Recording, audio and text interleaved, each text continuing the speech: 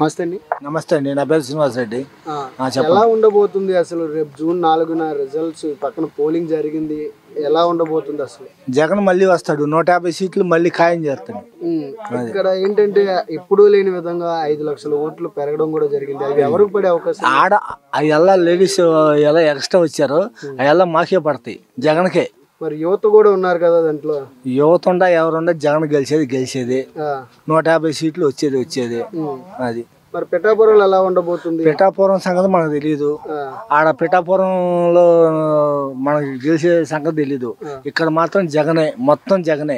151 సీట్లు కొడతాడు, మీరు కొట్టినట్టే కొడతాడు. మరి జగన్ గారు లాస్ట్ సమావేశం కూడా అక్కడే జరిగింది, కానీ డిప్యూటీ సీఎం కూడా ఇస్తానని కూడా చెప్పడం జరిగింది. గీతకి ఇస్తాడు, గీత గెలితే ఇస్తానన్నాడుగా, ఆ గీతకి గెలితే ఇస్తాడు. మరి ఈయన 1,00,000 ఓట్లు అంటున్నారు కదా అక్కడ పిఠాపురంలో. 1,00,000 ఓట్లు రావు, అసలు 1,00,000 ఓట్లు రావు అది.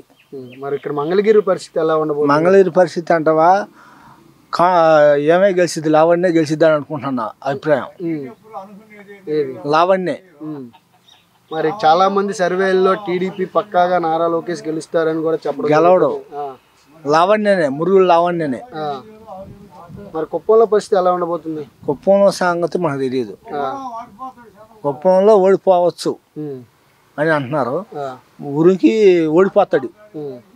మరి జగన్మోహన్ రెడ్డి ఇటుపక్క మళ్ళీ రాష్ట్రాలు మొత్తం మళ్ళీ మన వైపే చూస్తే, దేశాలు కూడా మన వైపే చూస్తాయని కూడా మొన్న ఐపాక్ సమావేశంలో చెప్పడం జరిగింది. ఎందుకు అంత కాన్ఫిడెన్స్ గా చెప్పారు ఆయన? గెలుస్తాడని కాన్ఫిడెన్స్ తో చెబుతున్నాడు అది. మరి ఇటుపక్క ప్రశాంత్ కిషోర్ 140 సీట్లు ఇటుపక్క వస్తాయని కూడా. ప్రశాంత్ కిషోర్కి సర్వే సరిలేదు అది. అయితే మీరేం చెప్పాలనుకుంటున్నారు? రేపు ఎలా ఉండబోతుంది పరీక్షలు? సీఎం ఎవరు అవ్వబోతున్నారు? సీఎం జగనే పక్కా, సీఎం జగనే పక్కా.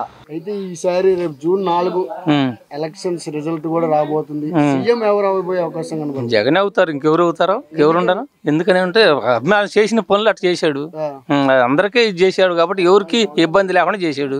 అందరికీ ఇది ఉంది, అందరు అభిమానం ఉంది, అభిమానమే చేసేసారు అది. 2% ఓటు శాతం కూడా పెరిగింది, అది కూటమికే ప్లస్ పాయింట్. లేదు ఇక్కడ లేదు, అన్ని ఉత్తమ మాటలు అనుకోవటం. వాళ్ళకే ఇల్లు కమిషన్ శాతమే కనుక ఏమీ లేదు, అది మట్టి గ్యారంటీ.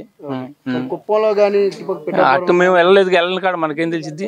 వెళ్ళని కాడ మనం తెలవన్నప్పుడు మనం అటు చెబుతాం, తెలిసింది చెబుతున్నాం. ఈ మధ్యలో ఈ లోకల్లో లేదు అది. అయితే పక్కాగా వచ్చే అవకాశం కనబడుతుంది ఇక్కడ మాకు. మొదటి నుంచి 100 నుంచి 110 దాకా వస్తాయి అనుకుంటున్నాం, గ్యారంటీ.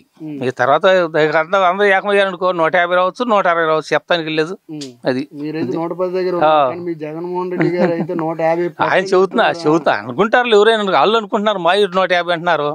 చంద్రబాబు అంటున్నారు 150 అని అనుకోకుండా ఎవరు వాళ్ళు అనుకుంటారు, వాళ్ళదే కదా అది. ప్రశాంత్ కిషోర్ ఏకంగా వాళ్ళు వచ్చినా నువ్వు ఒకడొచ్చి అయిపోయింది ఓట్లు. అందరు మనం ఎత్తేనే వాళ్ళు వెళ్ళైనా నువ్వేంది వాళ్ళు రాళ్ళు, వాళ్ళ వల్ల కాదుగా, వాళ్ళ వల్ల అయిద్దా? ఒక్కడే చేస్తాడా? ఎత్తి ఒక ఓటు వేస్తాడు, దేశం అంతా వేయలేడుగా, మన రాష్ట్రం మొత్తం. అట్టా వారు చెప్పుకోవటానికి అందరూ చెప్పుకుంటారు. అయితే రేపు జూన్ 4వ తారీఖున ఎలా ఉండబోతుంది ఇక్కడ రాష్ట్ర వ్యాప్తంగా? ఒక పండగలాగా చేసుకుంటారు ఆ రోజు, అది పండగ చేసుకున్నట్టే.